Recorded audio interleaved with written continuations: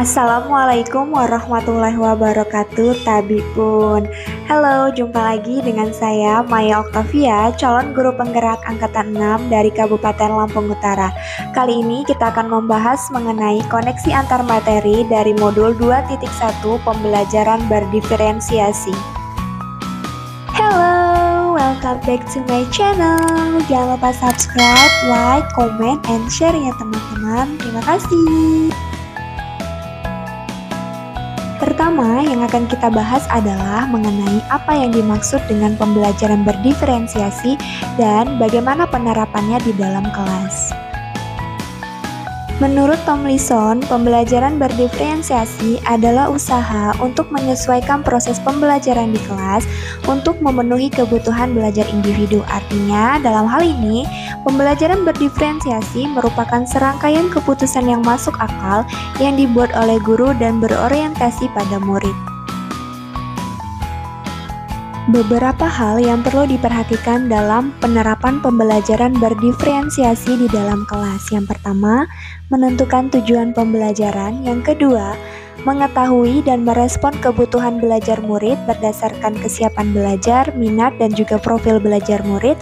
Yang ketiga, menyiapkan lingkungan belajar yang mengundang untuk belajar. Dalam hal ini, kita bisa menggunakan 3 strategi pembelajaran berdiferensiasi, yakni konten, proses, dan juga produk. Yang keempat, manajemen kelas secara efektif. Dan yang kelima, penilaian yang dilakukan secara berkelanjutan.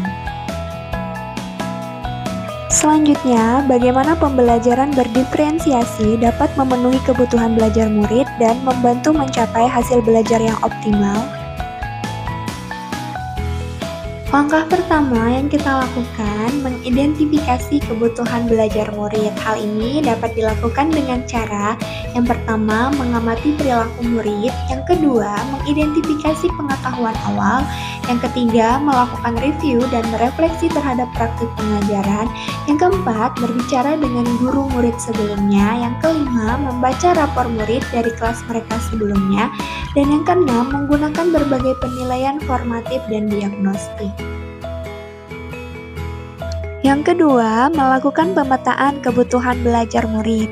Dalam hal ini, memperhatikan 3 poin penting. Yang pertama, mengenai kesiapan belajar. Guru perlu mendiferensiasikan pembelajaran berdasarkan tingkat kesiapan belajar. Dalam hal ini, guru akan menilai pengetahuan awal dan juga menentukan apa yang telah diketahui oleh murid. Misalnya, mengenai materi, konsep, ataupun pengetahuan baru yang dimiliki oleh murid. Yang kedua, mengenai minat belajar. Guru akan memberikan pilihan kepada murid untuk belajar sesuai dengan minat agar minatnya dapat berkembang dengan baik dan murid akan selalu termotivasi untuk belajar. Yang ketiga, mengenai profil belajar. Guru memberikan kesempatan kepada murid untuk belajar secara alami dan efisien sesuai dengan lingkungan, pengaruh budaya, gaya belajar, dan juga kecerdasan majemuk yang dimiliki oleh murid. Yang ketiga, guru menerapkan strategi pembelajaran diferensiasi. Yang pertama ada strategi diferensiasi konten. Dalam hal ini, guru akan menyiapkan materi pengetahuan, konsep, ataupun keterampilan dengan memperhatikan pemetaan kebutuhan belajar murid yang telah dilakukan sebelumnya, seperti kesiapan belajar, minat, dan juga profil belajar murid. Contoh dari strategi diferensiasi konten dengan menggunakan buku, poster, audio, ataupun video pembelajaran. Selanjutnya, mengenai strategi diferensiasi proses. Dalam hal ini, murid akan berlatih dan memahami konten-konten yang telah disiapkan oleh guru sebelumnya. Artinya, dalam strategi ini, guru harus mampu memvariasikan proses pembelajaran agar beragam sesuai dengan kebutuhan murid.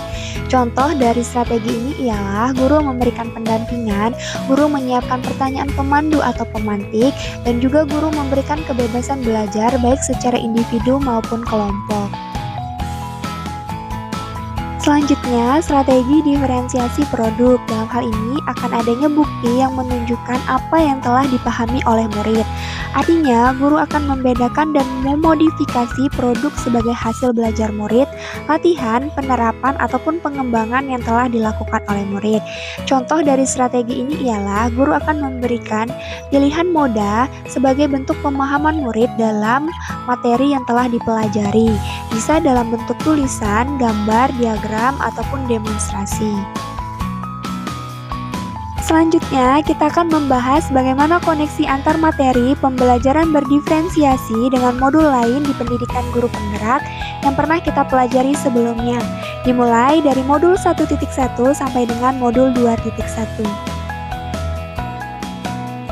Koneksi antar materi dimulai dari modul 1.1 mengenai filosofi pemikiran Ki Hajar Dewantara, dilanjutkan dengan modul 1.2 nilai dan peran guru penggerak, modul 1.3 visi guru penggerak, modul 1.4 mengenai budaya positif, dan yang terakhir mengenai modul 2.1 pembelajaran berdiferensiasi.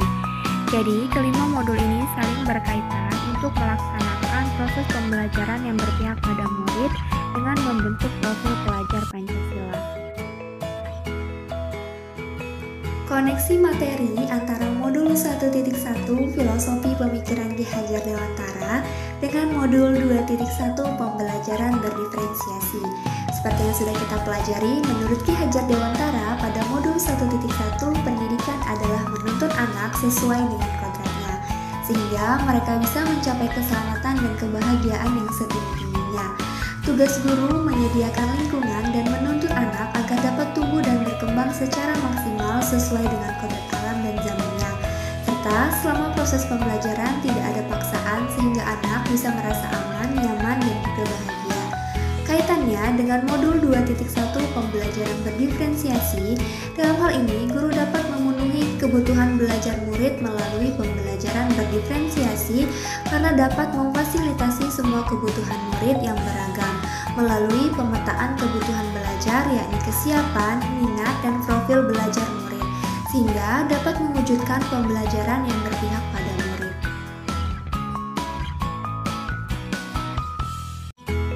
Selanjutnya, koneksi materi antara modul 1.2 nilai dan peran guru penggerak dengan modul 2.1 pembelajaran berdiferensiasi. Seperti yang sudah kita ketahui bahwa sebagai seorang guru haruslah memiliki beberapa nilai penting, yakni mandiri, reflektif, kolaboratif, inovatif, dan berpihak pada murid.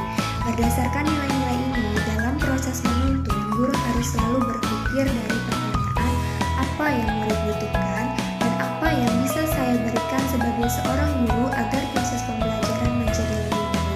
Selanjutnya, sebagai seorang guru tentunya mempunyai peran, yakni salah satunya mewujudkan kepemimpinan murid.